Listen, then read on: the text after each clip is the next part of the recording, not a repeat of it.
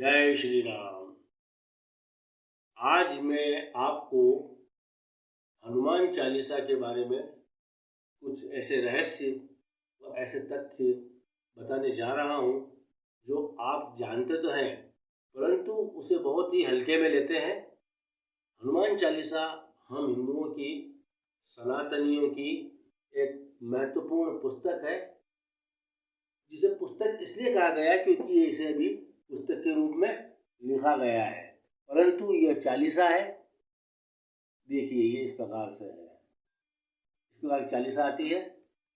तो इस संदर्भ में मैं आपसे ये निवेदन करना चाहूँगा कि हनुमान चालीसा आपको कंठस्थ याद है, यह अति उत्तम है, परंतु घर में जब भी कभी आप पाठ करें तो मैं कहना चाहूँगा कि आप सचित्र हनुमान चालीसा आती है, आप उसका पाठ करें। और सचित्र हनुमान चालीसा का पाठ करने के हमें दो फायदे होते हैं। एक तो क्या है कि हमें कंठस्थ है ऑलरेडी, हम उसको अच्छी तरह से हनुमान चालीसा को देख के पढ़ना है हमें, और दूसरा सचित्र है। तो इससे क्या होता है कि हमारा कंसंट्रेशन, ध्यान जो है चित्रों में और हनुमान चालीसा में पूर्ण रूप से लग जाता है, यानी कि हमारा कंसंट्रेशन भंग नहीं होता है।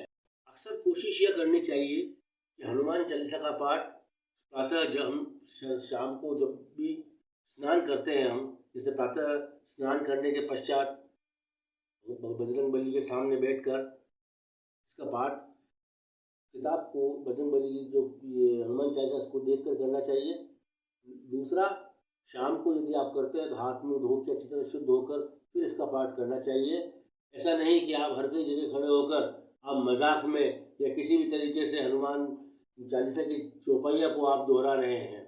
इस तरह से चौपाइयाँ दोहराने से इनका मजाक उड़ता है, इनका मखौल उड़ता है, जिसमें कि आप पाप के भागी बनते हैं। हनुमान चालीसा को करने के लिए, इसका पाठ करने के लिए कोई विशेष नियम या प्रावधान नहीं है, परंतु हमें अपने कॉमन सेंस से इसका ध्यान रखना चाहिए कि हमें हनुमान चालीसा का कब पाठ करना चाहिए, जिससे कि हनुमान चालीसा का, इन चौपाइयों का अपमान ना हो। हनुमान चालीसा का पाठ करते वक्त आप जिस पुस्तक से हनुमान चालीसा का पाठ कर रहे हैं, सबसे पहले उसे अपनी आंखों पर और मस्तक पर लगाएं, हाथ जोड़कर जय श्री राम का घोष करें। तत्पश्चात आप हनुमान चालीसा का पाठ करें। हनुमान चालीसा का पाठ याद रखें, सिर्फ किताब से ही करना है, जो पुस्तक है हनुमान चालीसा की उससे ही करना है। पुस्तक से हनुमान चालीसा का पाठ करने से ये होता यह है कि हम बोल के करने से हम कुछ भूल सकते हैं, परंतु जब पुस्तक सामने होगी तो कम से कम हमारे उच्चारण में अशुद्धियाँ होंगी। हनुमान चालीसा का पाठ करने से आपके अंदर एक दिव्य शक्ति, दिव्य ऊर्जा का संचरण होता है। यह ऊर्जा आपको आत्मबल प्रदान करती है और आपको जो है एक नया संबल प्रदान करती है। किसी विशेष परिस्थितियों में यदि आपको भय लग रहा है, डर लग रहा है, या आपको किसी ऊपरी हवक के होने का शक है, या किसी भूत पिशाच आदि से आपको डर लगता है, तो आपको यदि हनुमान चालीसा कंठस्थ है तो आप इसका पाठ कर सकते हैं। उसको उस वक्त ये नियम लागू नहीं होते हैं कि शुद्धता होनी चाहिए या नहीं होनी चाहिए। जब भी हनुमान जी की, बजरंग बली का हनुमान चालीसा का आप पाठ करते हैं तो इसका उच्चारण जोर जोर से करना चाहिए, ना कि धीरे धीरे।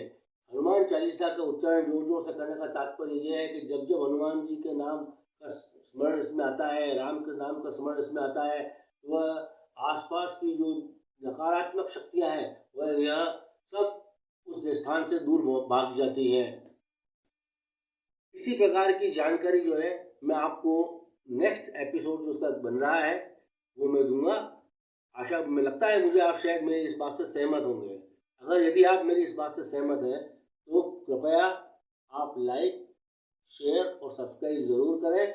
और आपको मैं अगले चैनल में इस बात का विश्वास दिलाता हूँ कि आपके कमेंट्स आएंगे, आपके लाइक्स आएंगी, आपके व्यूज़ बढ़ेंगे। मैं निश्चित ही अगले एपिसोड में आपको इस बारे में सारी जानकारी दूंगा। नमस्कार।